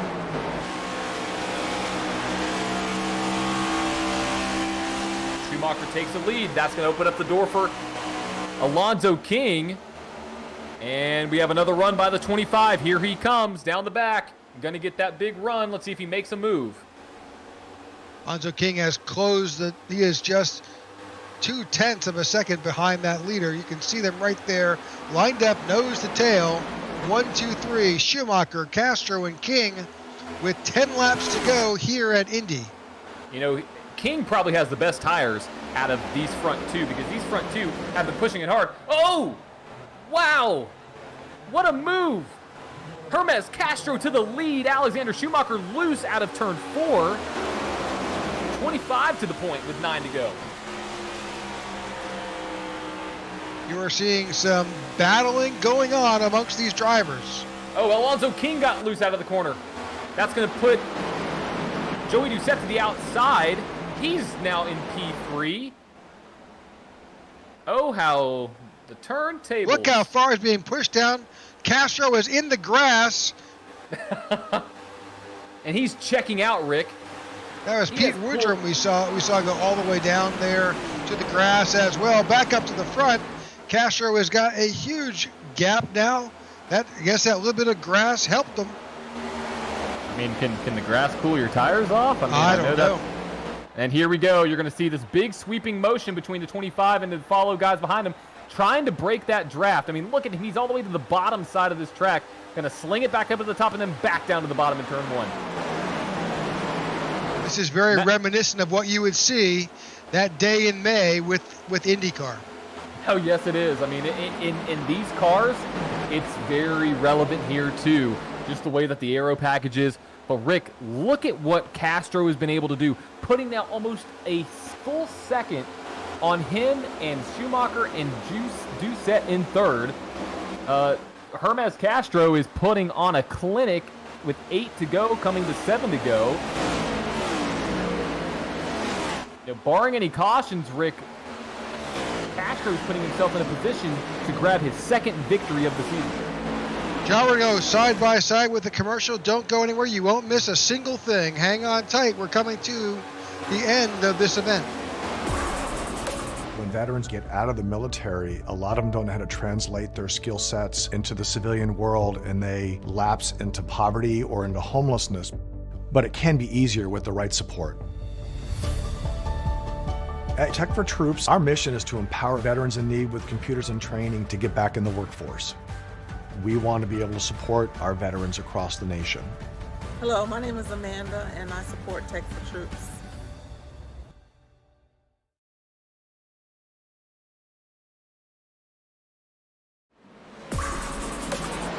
All right, you're back live here with the Tech4Troops Indy 200. You have not missed anything. It is a battle between Castro, Schumacher, King, Doucette. That's 1, 2, 3, 4, and Alonzo King has made his way around the 11 of Joey Doucette. Yes, he has, and they are about 2 seconds back from that leader. And Castro is checking out right now, up to now a full second. Oh, Luke Bullard's loose. Everybody's loose coming out of the corner. These tires are going to start getting old very quick here, Rick. Grip is starting to go away, and we'll see who's going to prevail. Right now, Hermaz Castro keeps on increasing his lead, now up to a full second over Schumacher, coming to 5 to go. Now, Rick, we've seen anything can happen here in the Tech4Troops Cup Series, but right now, Hermaz Castro now up to over a second and a quarter, a second and a third now. Just slowly gaining over Schumacher. Well, with 6 laps to go, Hermaz Castro is hoping this race stays green. Yes, it is, and I'm hoping too, because Rick, if this doesn't, it's going to be chaos in turn 1. We both know what's going to happen in turn 1. If this race does go under caution here with 5 to go. But right now, your top 5, Hermaz Castro in P1, Alexander Schumacher in second, Alonzo King in P3, Joey Doucette in 4th, and Luke Bullard in 5th. Want to give a quick shout out now because I said his name. Shout out to Dave King, one of the II Racing Warriors Motorsports guys. I don't know what don't know Rick. Have no clue. Well, further on back in the pack, you're seeing Ryan Pittman, Harley Barletta, and William Mann. Yeah, they're all battling for position right there for P6 and P5. Trying to get a top 5 here tonight. Luke Bullard is, and Pittman and Barletta. The field is pretty strung out now. You're seeing a good bit of the drivers there. Ryan Pittman got a little loose. Well, I think we're probably expecting that to happen. These guys last pitted on lap 61, so they've pretty much got 15 or so laps on these tires. They do. So this is our next battle right here. Oh, that's close. That's Alonzo King trying to make a pass on Schumacher for P2. Here we go, and here comes Joey Doucette with a major run, maybe make it 3 wide here. He does make it 3. Oh, a block by Alonzo King. Joey Doucette drove that into the turn 1 very hard there. And here comes back Alexander Schumacher to the bottom side. They go back into single file. This is our battle with 3 laps here to go for second position. Whoa, 68 is loose, almost spun. Luke Bullard, Ryan Pittman. And here comes, William Mann is always he's in the grass now. And another car facing backward. It's Luke Bullard there. Well, Rick. Yeah. How everything changes. Wow. So with 3 laps to go, we will get a green-white checker here. Oh my gosh, stay tuned. It's gotta be crazy. Yeah, that turn 1. I'm really worried about turn 1, Rick. So interestingly enough, John, it looks like based on our counts and our pit reporters counting that I'm thinking most of these guys have a full set of tires still in their pit. But do you want to lose that track position, though? You know? Yeah. I mean, if they all come down. Yeah, I mean, it's going to be close because the leader is going to try to get as big of a jump as he can. So let's say that's half a second right there. I mean, you have basically 8 corners at that point to then pass as many cars as you can. I mean, if you're all the way in the back, I mean, if you're Christopher Howell, if you're Ryan Pittman, Marco Berube, Jeff Taylor, Ian Ogden come down pit road, get those tires. But if you're up front, Yeah. it's a hard decision because you're good on fuel. But look at Christopher Howell. He came out in that last pit stop as the last car on the lead lap, and he was only able to make up one position on fresh tires. Right. That's the hard thing is, what is this going to do? Here we go. Who's going to come down? Everybody. Is it going to be anybody going to fake out the leader? No. Nope. Everybody came down pit road. I thought that's what they were going to do. Yep.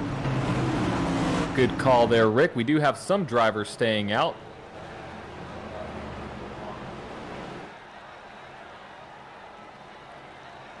That was Evan Amick, stays out.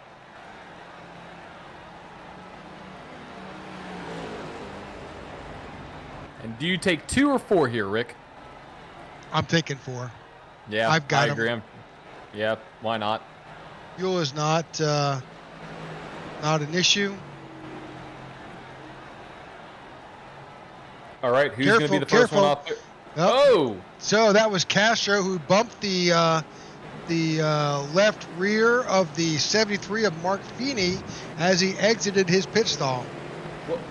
Was it a bump or was it the invisible car syndrome that happens when you drive through somebody on pit road? Because it looked like he just kind of drove through him. It didn't look like he actually. He definitely made contact, but it didn't look like the simulation registered it. You know what I'm talking about? Yep. On pit road. Yep. Kind of bring it back and just see what we see.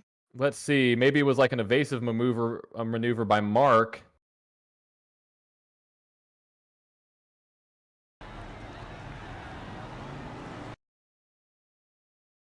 I see they're both clear, and it certainly sent him Interesting. into the wall. Very interesting. Yep. Well, All right, here we go. 3 laps to go. Going to be a green-white checker here tonight. This race will finish under some kind of flag. It will not be ended under session time like we had at Richmond. So you're in for a heck of a treat here tonight with 19 cars left on the lead lap. so Evan Amick's got a little of a blinking issue going on. Little technical issue. If you're not familiar with that, when you hear us talking about a car blinking or winking out, this obviously is a simulation that is facilitated by the internet, and if you've got a bit of an internet issue, unfortunately you'll see that happen with the car. It'll be there and then not be there and come right back, and we just seem to notice that. We're seeing that with the 77 of Evan Amick, and he is unfortunately up here at the front. Yes, we do.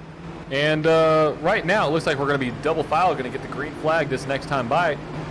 While this is going on, as the 34 of Jerry Botto drops back, I have another track fact for you. So, did you know that the permanent capacity, such as permanent seats here at Indianapolis Motor Speedway, the full capacity is 257,000 permanent, non-movable seats, Wow. with 400,000 seats total.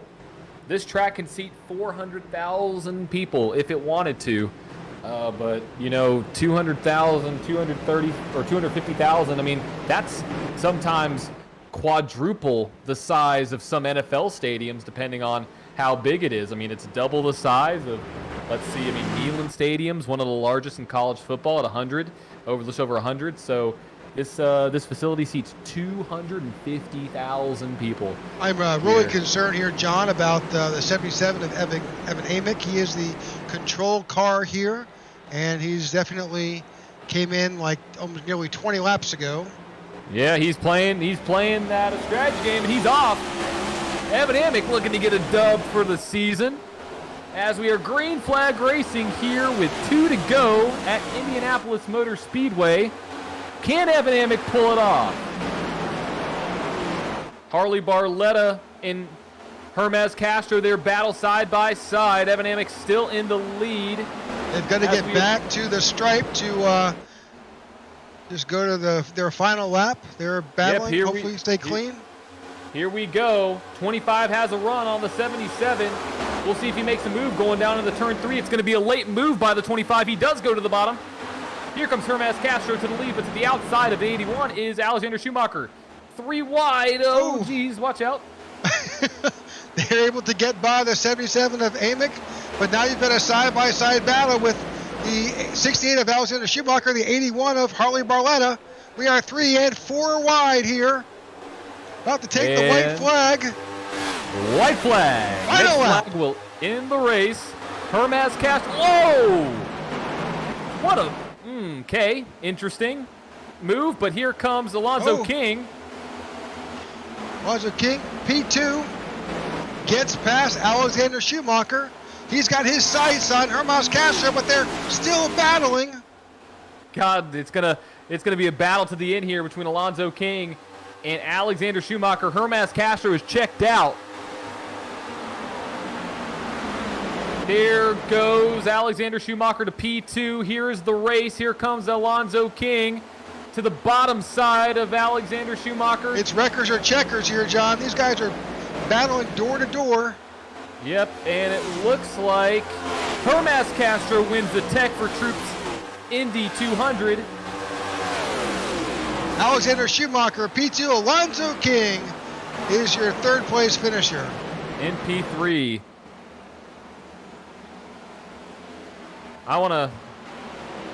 Yeah, that was a heck of a race by all these drivers, and one driver that I know is not happy is Joey Doucette in P4. He was looking for another strong run, gets just out of the podium here, but Hermes Castro is your winner. There he is, win number 2 on the season, and he was out front before that last caution came out, Rick, and he's going to dirt track it, going to do some drifting. Cue the Tokyo Drift music here for Hermes Castro as he makes his way onto the front stretch. And he's about to get a little bit of a bump from Schumacher. There he is, your winner, Hermes Castro. Win number 2 on the season. Going to burn it down here at the Brickyard.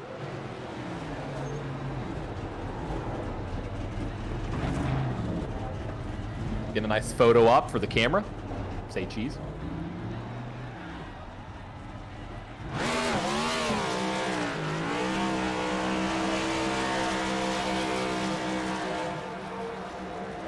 You lost him in the tire smoke. Yes, we have. Hermes Castro is your winner here tonight, all the way up from P11 to finish in first. So, Rick, let's bring up the finishing order here for tonight's Tech4Troops Indy 200. Hermes Castro is your race winner out of Owl's Nest Racing. Gets his second dub of the season, looking to make his presence known to Mr. Joey Doucette. In second place, you have Alexander Schumacher. He was battling hard all race long. Alonzo King finishes in third, and there's Joey Doucette out of AJM finishing in fourth. Harley Barletta is in fifth, with William Mann Jr. finishing in sixth. Sean Shootman in seventh. Eighth is Ryan Andrews. Good run for Ian Ogden to finish up in the top 10 in P9, and John Ledger rounds out your top 10. In 11th, Evan Amick. Great finish for the Southern Esports driver. Jeff Taylor is in 12th. 13th, Marco Berube. 14th, Ryan Pittman. 15th, Mark Feeney. Christopher Howell comes in as number 16th. 17th is Luke Bullard. 18th, Pete Woodrum. 19th is Jerry Batto. Robert Flake is in 20th. 21st, Jeff Needy in the 40th. 22nd, Brad Previtt. Andrew Serwick in 23rd. Ty Bosick 24th. Brandon Barrier in 25th. David Watts in 26th. Austin Armstrong in 27th. Jacob Walker in 28th. James Williamson in 29th. Joey Thompson in 30th. All right, I think we may have at least one of our drivers. We'll bring Alonzo King into the broadcast booth. Alonzo King, congratulations on your P3 finish. What's up, guys? Hey, you had a strong run all night long. Give us a rundown between that last restart. There was a lot going on between you. You have Schumacher there, Joey Doucette. Give us a rundown of that last restart. I just got to say one thing, though. Are you not entertained? I mean, good golly, that was some racing, boys. Now, what it was is I was getting runs. I mean, I was backing the corners up, coming out of, especially on 4 and 2, and I was getting them runs down the straightaway perfectly. And it seemed like the 81 overshot going into turn 1 and got up into Schumacher, I'm sorry. And I just drove underneath both of them. I'm like, yeah. Then all of a sudden, next thing I know, Schumacher's next to me again. I'm like, oh, no. You know, I overshot turn 2. And I was like, oh, man. So I tell you what, it was just a lot of fun. There was some great blocking and certainly track position management for sure. Yeah, I had to block Doucette one time. He got a heck of a run down the front stretch. But I got a run on Schumacher at the same time. And when I came down, I saw him gaining, so I jumped down in front of him. But, I mean, it was 5 laps to go. I'm good with blocking 5 laps to go. Anything before then, I'm like, nah, we ain't doing this blocking thing. It's like, we're going to have fun. So. Well, congratulations. Any shout-outs you'd like to make tonight? Shout out to y'all for the broadcast, man. It's great. Dark Tempest, 13 Folds, My Veterans Passion, all the military members overseas, you know, supporting what we do here. You know, they got to defend it or we ain't going to have it. You know what I'm saying? So. I absolutely do. Absolutely. So, yep. But I appreciate everything you guys do. Hopefully you guys had fun tonight. We had a blast. It was awesome. It was awesome up here. Definitely. Everybody entertained. So congratulations to you, sir, on a P3 tonight. Looking to gain some momentum here in the series. So, Rick, let's see if we can bring on Mr. Schumacher. Is he available in the chat? He is. Let's see if we can pull Mr. Schumacher. Mr. Schumacher, welcome to the broadcast booth. Congratulations on your P2 finish. Thanks, guys. That was one heck of a race, wasn't it? It sure was. I thought I was watching Indy for a while there. Oh, yeah. Lots of strategy.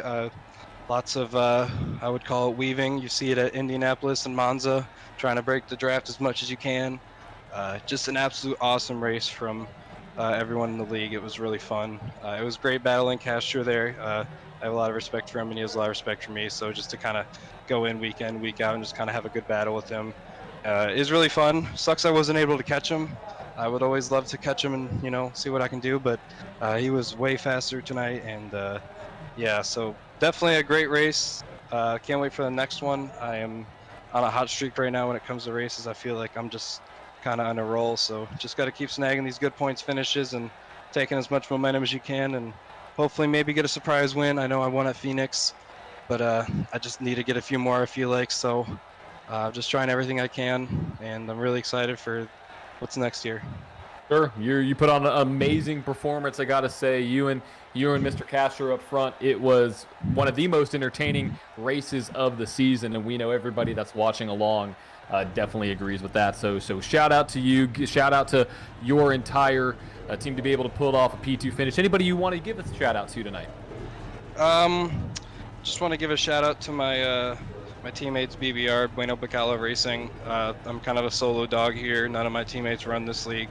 So coming in here by myself and able to put up good results week in, week out by myself with not much support from other people and just kind of making your own calls in your head, doing what feels right. You know, doing it all on your own can be a bit much and sometimes it's a bit stressful and you make the wrong call. But doing these races by myself is further helping my confidence, just, you know, making sure I'm doing everything right and the car feels right.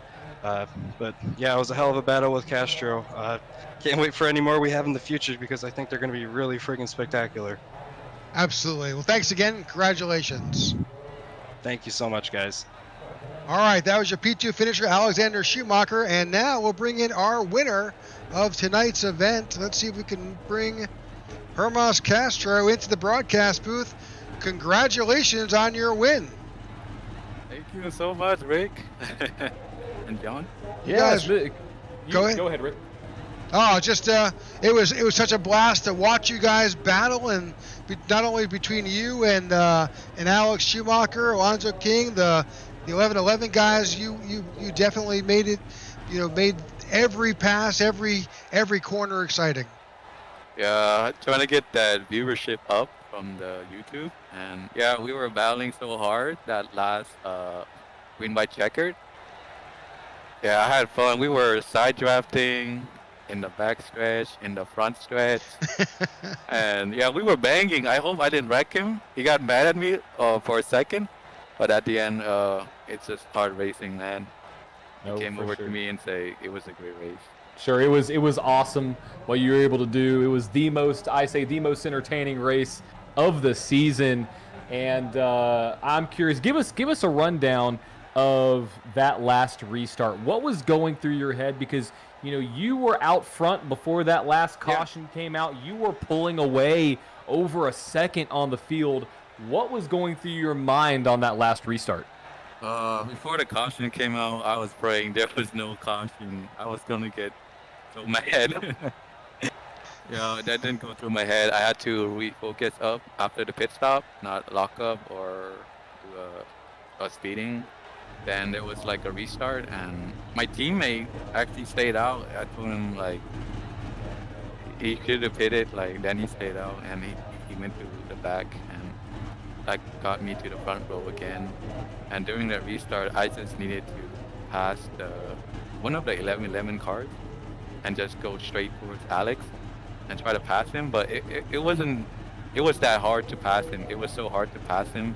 I tried it outside, the inside. I can't pass him until I had to like side draft him down the backstretch. And yeah, he made a mistake, and I think I passed him that way.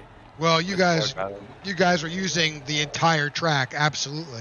Absolutely, I went to the inside wall trying to get that side force. You got in the grass one time too. On down the back. Yeah, I was wrecked. Yeah. Well, congratulations on your win. Any shout-outs you'd like to make? Oh, first of all, Rick, I'm sorry I wrecked you at the truck race. Oh goodness. It's all good, dude. It's all good. I was worried you're not gonna be talking about me a lot. No. No, we had a blast. Yeah, it was a hard race there. I don't know why it was so tight racing. But I tried to give you a lot of room, but I'm sorry I wrecked you. No, it was all good. We had a blast. Any shout-outs for tonight? The iRacing Royal League, pretty good league. And the ETI setup, the broadcasting, Rick and John, and my team, the Owls Nuts Racing. All right. Well, that's Hermas Castro. You're a winner tonight. We hope to see you next week. And we'll bring in the Elliott Swope, the league owner and manager, and see just what exactly is happening here for next week. Hey, fellas. It's exciting green-white checker finish. Congratulations to Hermas. The Hard Charger Award goes to Alonzo King. I believe he finished second, maybe third, can't remember. And the 1111 Vets Cleanest Driver Award went to Alexander Schumacher, the other top three finisher. So congratulations to those guys on those. Next week, I believe we're going to Las Vegas, 133 laps. Probably do a night race, so we'll do it under the lights and see if we can have as exciting a finish as we had here tonight. That sounds great. We're looking forward to it. Absolutely. So, guys, that was a heck of a race, and it only shows what's to come here in the Tech4Troops Cup Series. I want to thank everybody who has watched tonight's broadcast for tuning in, and if you like what you see, definitely give us a like and a subscribe to the channel so you don't miss any of the action coming up here on the IWM Broadcast Network. But from the Tech4Troops Cup Series and the IWM Broadcast Network, this is John and Rick. Thank you all for tuning in, and have a great night. Good night, folks.